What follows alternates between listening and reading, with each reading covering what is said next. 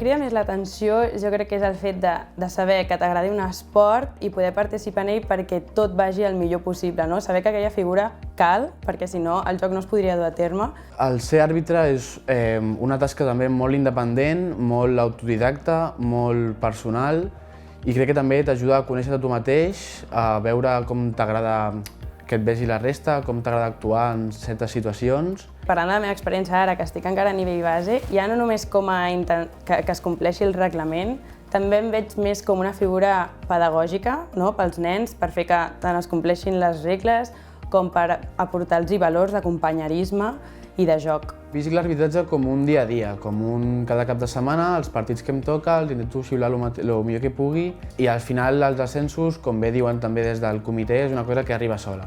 Que si tu amb treball doncs, assisteixes a les classes, fas els exàmens, fas les proves físiques i fas tot bé, al final els ascensos arriben sols i jo doncs tampoc em poso un límit. Jo vaig fent cada temporada, cada cap de setmana. Jo vaig començar molt bé a la meva promoció, vaig tenir sempre suport quan ho necessitava i tots els partits fluïen molt bé. A mi, sincerament, arbitrar m'ha portat moltíssimes coses positives a nivell sobretot personal. Jo crec que m'ha canviat la personalitat, m'ha fet una persona més segura de mi mateixa i molt més confident, organitzada i tirada cap endavant.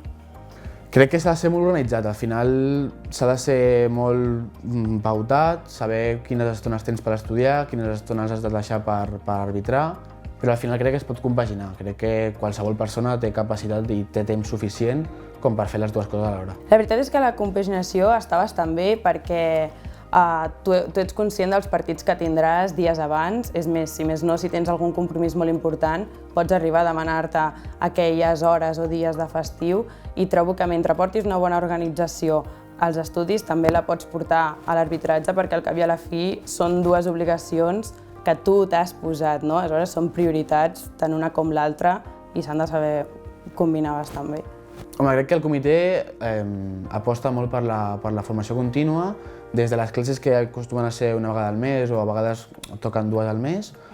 A part també tenim els exàmens i també tenim doncs, unes sessions més reduïdes, les taules rodones, que al final són també diferents perquè parles més amb els àrbitres, comparteixes opinions, comparteixes certes vivències que has viscut a la pista i també tens les sessions de tecnificació que tens un àrbitre o un professor que també t'explica certs moments, certes coses també d'arbitratge que també són molt importants. Jo haig de dir que em va sorprendre molt quan vaig entrar com està organitzat tot i muntat a nivell, està molt bé, molt formal tot, seguint uns criteris i unes regles molt ben establertes i jo crec que sí, que sincerament s'està formalitzant fins al punt de que els àrbitres tinguin aquest respecte, o sigui, la professió que realment és i es tractin com a tal.